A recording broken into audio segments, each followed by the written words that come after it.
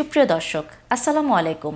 সবাইকে স্বাগত জানাচ্ছি চ্যানেল আইয়ের কাকাতুয়া এজেন্সি ট্যাক্স অ্যাকাউন্টিং প্রোগ্রামে। আমি ফাবিয়া নিসা, চ্যানেল আইয়ের নিউ ইয়র্ক স্টুডিও থেকে কথা বলছি এবং আজকে আমাদের বিশেষ অতিথি আইআরএস এনরোল এজেন্ট জনাব পারভেজ কাজী, ফাউন্ডার অ্যান্ড সিইও অফ কাকাতুয়া এজেন্সি। কেমন আছেন? জি, ভালো আছি। এবারের খুব বড় একটা হট টপিক হচ্ছে বিগ বিউটিফুল প্ল্যান। সেই বিগ বিউটিফুল বিল নিয়ে যদি কিছু বলেন। প্রেসিডেন্ট বাইডেন একটা বিল উনি ইন্ট্রোডিউস করেছিল, এরাও একটা বিল এনেছে প্রেসিডেন্ট ট্রাম্প, এটারও নাম রেখেছে বিবিবি, বিগ বিউটিফুল বিল। তবে বিগ বিউটিফুল বিলে উনি যেটা করেছেন প্রেসিডেন্ট ট্রাম্প, উনি উনার নির্বাচনী কিছু প্রতিশ্রুতি ছিল, সেইগুলোকে উনি কিছুটা রাখার চেষ্টা করেছেন। তো এগুলোর অনেক কিছুই উনি পুরোপুরি দিতে পেরেছেন, কিছু অর্ধেক অথবা সামহাও অ্যাকোমোডেট করেছে। এর মধ্যে ওই সিনিয়র ডিডাকশান, যেটা সোশ্যাল সিকিউরিটিটা ডিডাকশান করতে পারেননি, যেহেতু এনাফ ভোট ছিল না ওনার কংগ্রেসে, সেই কারণে উনি ওটাকে সিনিয়র সিটিজেন ডিসকাউন্ট অথবা ডিডাকশান 6,000 পার পারসন, 12,000 পার কাপল, এই ডিডাকশানগুলো উনি করে দিয়েছেন। এবং এটাও কিন্তু একটু লো ইনকাম ক্যাটাগরিতে। লো ইনকাম বলতে এটা সিঙ্গল যারা, ওদের ইনকাম 75,000-এর উপরে যখন যাবে, এই 6,000 ডিডাকশানটা কিন্তু গ্র্যাজুয়ালি ফেজ আউট হতে শুরু করবে এবং 1,75,000-এ গিয়ে এটা পুরোটাই ফেজ আউট হয়ে যাবে। অর্থাৎ সিঙ্গল ফাইল করছে 65 অথবা এর ঊর্ধ্বে বয়স, তার ইনকাম যদি 1,75,000 হয়, উনি কিন্তু কোনো ডিডাকশান পাবেন না। আচ্ছা, ঠিক তেমনি ম্যারিড ফাইলিং জয়েন্ট, তাদের ইনকাম 1,50,000 থেকে যদি উপরে যেতে শুরু করে, তাদের ডিডাকশানটা ধীরে ধীরে ফেজ আউট হয়ে যাবে এবং তাদের ইনকাম যদি 2.5 লাখের উপরে যায়, তাহলে টোটালি ফেজ আউট হয়ে যাবে।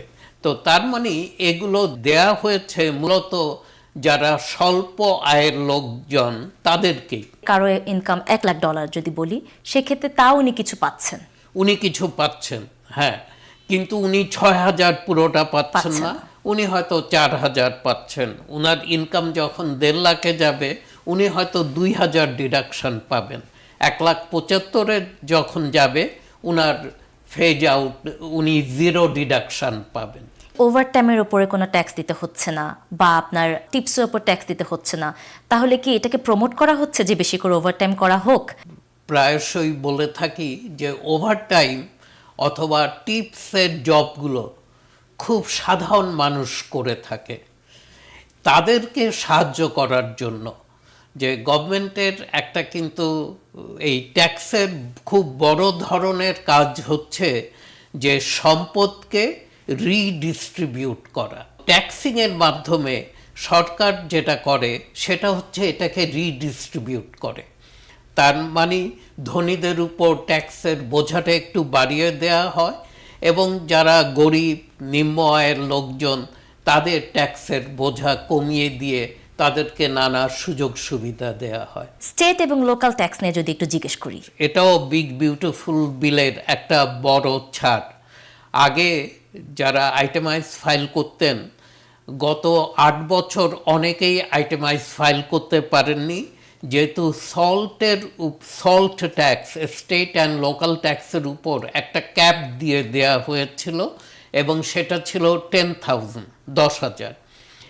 বিগ বিউটিফুল বিলে এই ক্যাপটাকে বাড়িয়ে 40,000 করা হয়েছে। 40,000 করাতে স্পেশালি যারা বড় বড় স্টেটগুলোতে, বড় বড় সিটি অথবা সাবার্বে থাকে এবং প্রচুর প্রপার্টি ট্যাক্স পে করে, অথবা স্টেট ট্যাক্সও অনেক বেশি যেসব অঞ্চলে, যেমন ক্যালিফোর্নিয়া হতে পারে, নিউ ইয়র্ক হতে পারে, শিকাগো হতে পারে, ইলিনয় হতে পারে, এই স্টেটগুলোর কিন্তু স্টেট ট্যাক্স অনেক হাই, আবার লোকাল ট্যাক্সও আছে, তারা এটার সুযোগ পাবে।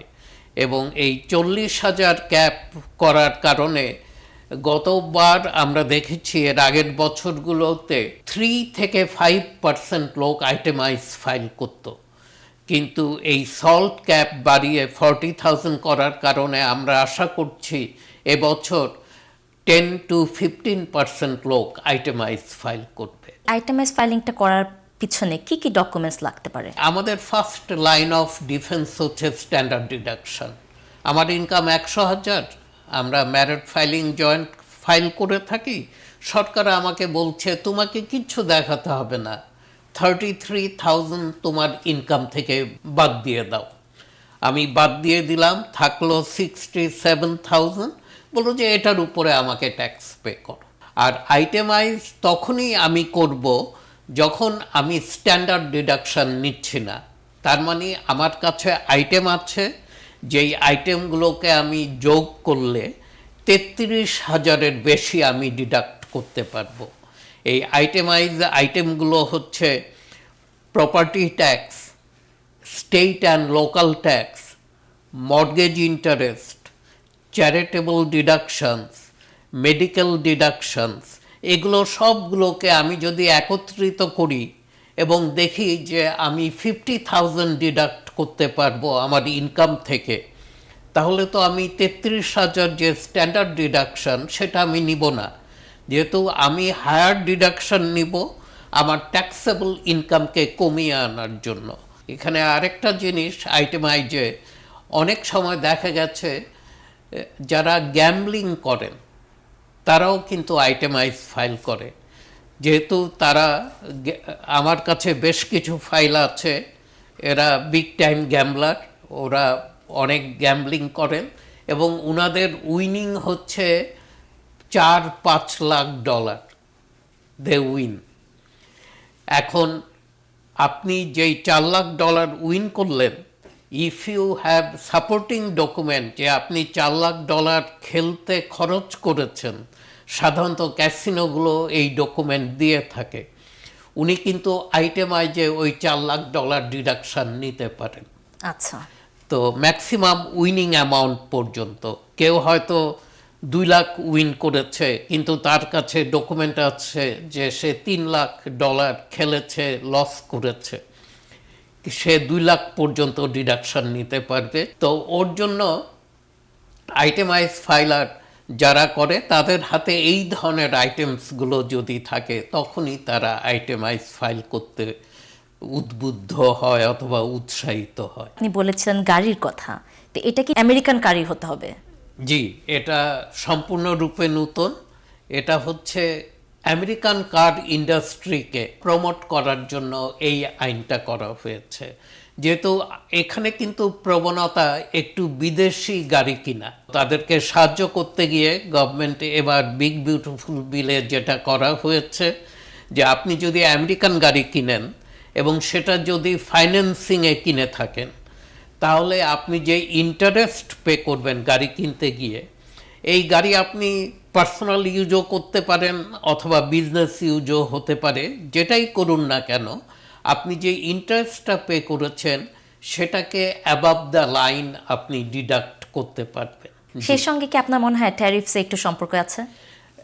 এইভাবে এই ডিডাকশানগুলো যখন বাড়ানো হয়েছে, সরকারের রেভিনিউ কিন্তু কমে যাচ্ছে। ইনকাম ট্যাক্স থেকে সরকার কিন্তু সর্বোচ্চ রেভিনিউ আর্ন করে থাকে এবং সরকার যেই খরচগুলো করে, সরকারের তো একটা হিউজ বাজেট এবং অনেকগুলো কাজ করে থাকে। তো এই খরচগুলো যদি ওরা আগের মতোই রাখতে চায় তাহলে তাকে অল্টারনেটিভ রেভিনিউ খুঁজতে হবে এবং ট্যারিফ হচ্ছে সেই জায়গা যেখানটায় সরকার আশা করছে যে তারা ইনকাম ট্যাক্স থেকে যেই রেভিনিউ লুজ করবে এই ডিডাকশানগুলো দেওয়ার কারণে, সেটা ট্যারিফ থেকে তারা উঠিয়ে আনতে পারবে। পারভেজ কাজী, আইআরএস এনরোলড এজেন্ট, দীর্ঘদিনের অভিজ্ঞতা নিয়ে অত্যন্ত যত্ন সহকারে ট্যাক্স ফাইলিং করেন। তার প্রতিষ্ঠান কাকাতুয়া এজেন্সি নিয়ে তিনি কি বলছেন? কাকাতুয়া এজেন্সি সম্পর্কে বলবে আমাদের গ্রাহকরা যারা গত 33 বছর ধরে আমাদের উপর আস্থা রেখে আসছেন। Kakatua Agency, 8828 192 Street, Jamaica, 3731 77th Street, Jackson Heights, New York. কাকাতুয়া এজেন্সি জ্যাকসন হাইটসের 77 স্ট্রিটে অবস্থিত প্রবাসীদের সেবায় একটি দীর্ঘ অভিজ্ঞতা সম্পন্ন প্রতিষ্ঠান। আমরা যত্ন সহকারে এবং সততার সাথে সকল প্রকার ট্যাক্স এবং অ্যাকাউন্টিং সার্ভিস ছাড়াও ইমিগ্রেশনের সব রকম কাজ করে থাকি।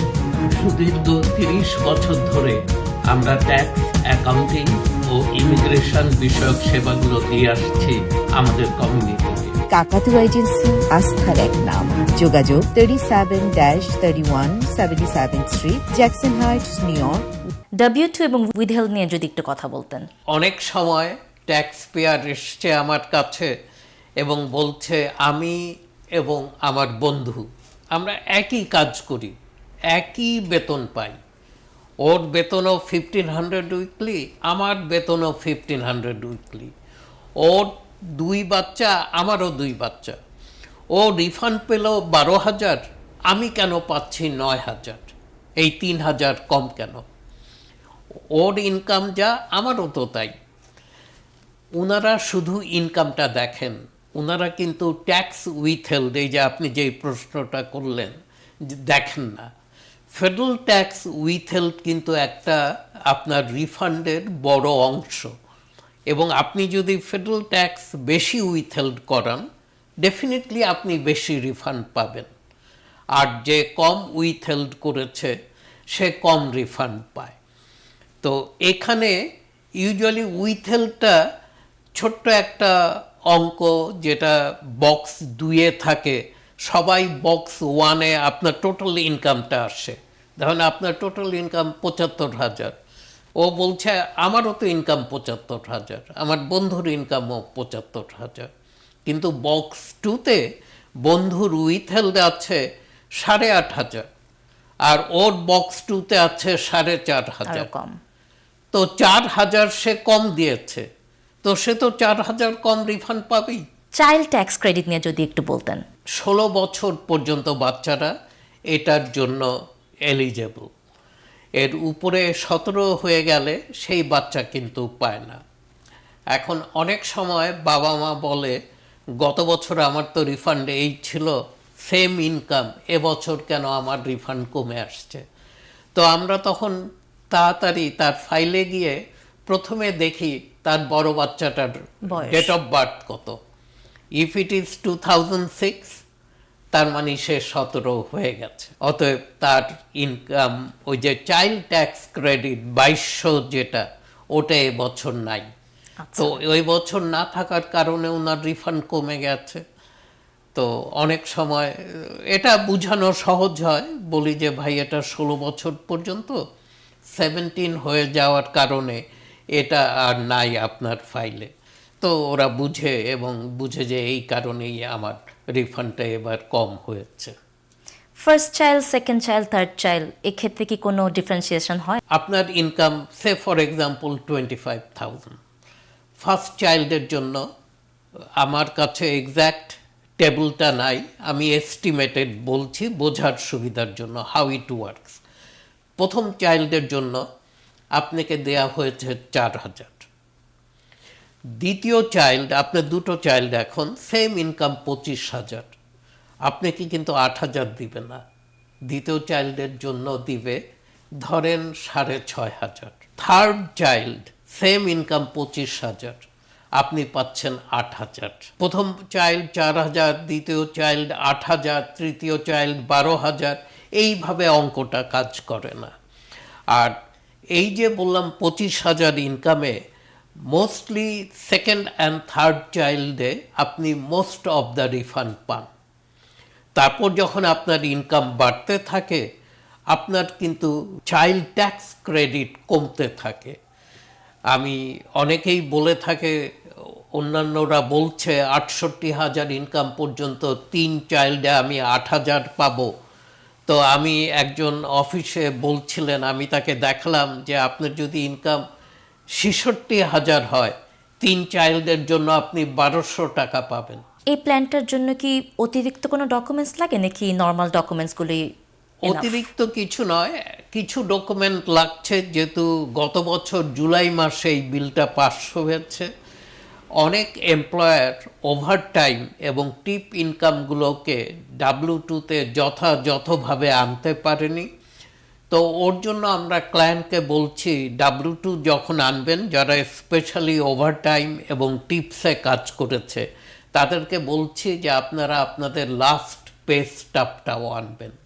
অনেক সময় লাস্ট পে স্টাবে ওই ওভারটাইম অ্যামাউন্টটা দেওয়া থাকে অথবা টিপ ইনকামটা দেওয়া থাকে। তাহলে সেটার উপরে আর তখন তাদের ট্যাক্স পে করতে হবে না। হ্যাঁ, আমি ওই ডিডাকশনটা ক্লেম করতে তো আমার ডকুমেন্ট লাগবে, তো আমরা ওই লাস্ট পে স্টাব থেকে ওই ইনফরমেশনগুলো কালেক্ট করি।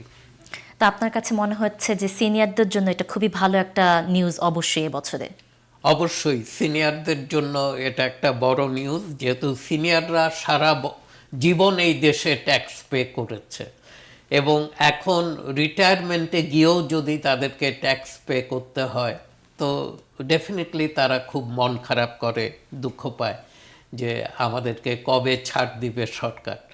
তো তারা ছাড় পেল, অ্যাটলিস্ট 6,000 অথবা 12,000 তো ওরা ট্যাক্স ফ্রি বাসায় নিতে পারলো। এই যে তথ্যগুলো আপনি আমাদের সঙ্গে শেয়ার করছেন, সাধারণ জনতা কি সবাই জানে এই তথ্যগুলো, যে এই ফ্যাসিলিটিসগুলো এবার প্রোভাইড করা হচ্ছে? যেহেতু এটা নিয়ে অনেক কথা হচ্ছে, একটু শোরগোলও পড়েছে আমাদের কমিউনিটিতে, জানে যে কিছু একটা চেঞ্জেস হয়েছে কিন্তু পুরোপুরি জানে না। যারা খুব একটা নিউজ পেপার অথবা এই টিভি এসব মিডিয়াতে খুব একটা পার্টিসিপেট করেন নাই, তারা কিন্তু কম বেশি সকলেই কম বেশি জেনেছেন। আমাদের কমিউনিটির মানুষের মধ্যে যে উৎকণ্ঠা থাকে, প্রায় সময় দেখা যায় যে ট্যাক্স কি আসলে আমরা বেশি দিচ্ছি, ট্যাক্সটা কোথায় যাচ্ছে, কে পাচ্ছে, কে ভোগ করছে, সেই প্রশ্নগুলো থেকে যদি আপনার কাছ থেকে কোনো উত্তর আশা করি। অনেক সময় ক্লায়েন্ট আমাকে জিজ্ঞেস করে, অনেকে পে করে এবং বড় অ্যামাউন্টই পে করে থাকে, তো বলে যে পাস ভাই আমার টাকা তো পানিতে গেল, আমার এতগুলো টাকা ট্যাক্স নিয়ে গেল। তো আমি তাকে সিম্পল কয়েকটা প্রশ্ন করি, তো আপনার ট্যাক্স পানিতে যায়নি, আপনার ট্যাক্সের বেনিফিট আপনিও পাচ্ছেন, আমরা সবাই পাচ্ছি। মানে ট্যাক্স, আমাদের ট্যাক্স দিয়েই আমরা সেবাটা আসলে আমরা নিজেরাই অর্জন করে নিচ্ছি। সেটাই, যে ট্যাক্স আমরা পে করি আইন শৃঙ্খলা সব কিছুর জন্য, তো আমার ট্যাক্স ডলার তো কাজ করছে। আমি তো রাস্তা, বেশ প্রশস্ত রাস্তা দিয়ে ড্রাইভ করে আসলাম, পথে কোনো কেউ আমার গাড়ি থামায় নাই। এই যে আইন শৃঙ্খলা অথবা এই যে একটা স্মুথ লিভিং, আমি অনেক সময় বলে থাকি বাংলাদেশে যান, আপনার বাচ্চাকে স্কুলে যদি দিতে হয় আপনি টের পাবেন, আর এখানে আপনি যেই এলাকায় থাকেন তার পাশের স্কুল, আপনার এরিয়ার যেই স্কুল, সে আপনার বাচ্চাকে নিতে বাধ্য।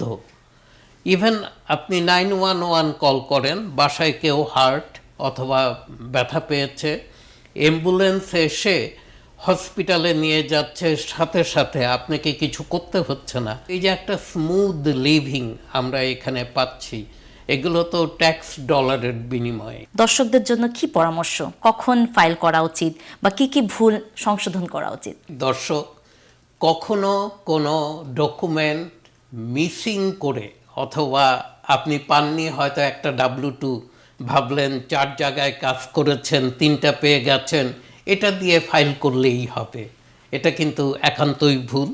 আপনাকে সেই মিসিং W2টাও কিন্তু সংগ্রহ করতে হবে। এবং অনেকেই এসে আমাদের সাথে তর্ক করে, আমার এমপ্লয়ার দেয় নাই। এমপ্লয়ারের যেমন দায়িত্ব আপনাকে W2টা দেওয়া, আপনারও দায়িত্ব এমপ্লয়ার থেকে W2টা সংগ্রহ করা। অতএব আপনি শুধু একতরফা বলতে পারবেন না যে সে দেয়নি। সে না দিয়ে থাকলে আপনি কি এফোর্ট দিয়েছেন এটা কালেক্ট করার জন্য, সেটা কিন্তু আমাকে জানতে হবে। এবং অনেক সময় IRS-এর কাছে গেলে আপনি কিন্তু ইনকাম স্টেটমেন্ট জোগাড় করতে পারেন। কোনো W2, কোনো 1099 যদি মিসিং থাকে, সেগুলো সাথে না নিয়ে আপনি ট্যাক্স ফাইল করতে আসবেন না। সুপ্রিয় দর্শক, কাকাতুয়া এজেন্সি ট্যাক্স অ্যাকাউন্টিং প্রোগ্রাম থেকে আমি ফাবিহা নিসা আজকে এখানেই সমাপ্তি ঘটাচ্ছি। দেখা হবে সামনের প্রোগ্রামে আরও অনেক আয়োজন নিয়ে।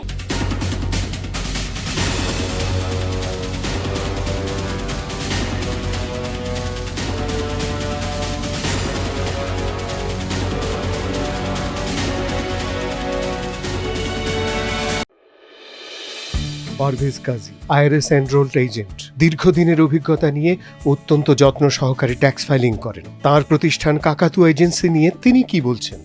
কাকাতুয়া এজেন্সি সম্পর্কে বলবে আমাদের গ্রাহকরা, যারা গত 33 বছর ধরে আমাদের উপর আস্থা রেখে আসছেন। কাকাতুয়া agency, 8828 192 street, Jamaica, 3731 77th street, Jackson Heights, new York. কাকাতুয়া এজেন্সি জ্যাকসন হাইটসের 77 স্ট্রিটে অবস্থিত, প্রবাসীদের সেবায় একটি দীর্ঘ অভিজ্ঞতা সম্পন্ন প্রতিষ্ঠান। আমরা যত্ন সহকারে এবং সততার সাথে সকল প্রকার ট্যাক্স এবং অ্যাকাউন্টিং সার্ভিস ছাড়াও ইমিগ্রেশনের সব রকম কাজ করে থাকি। সুদীর্ঘ 30 বছর ধরে আমরা ট্যাক্স, অ্যাকাউন্টিং ও ইমিগ্রেশন বিষয়ক সেবাগুলো দিয়ে আসছি আমাদের কমিউনিটিতে। কাকাতুয়া এজেন্সি আস্থার এক নাম। যোগাযোগ 37-31 77th street, Jackson Heights, new York